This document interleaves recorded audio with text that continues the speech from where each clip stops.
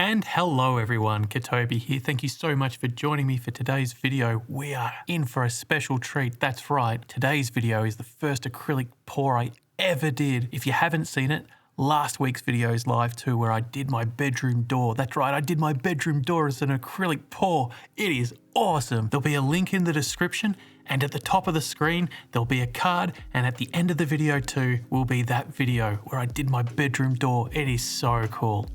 I hope you enjoyed this one, my very first acrylic pour ever. It is so beautiful. I'll come and have a quick chat just before the end of the video. I hope you enjoy, and I'll talk to you again really soon.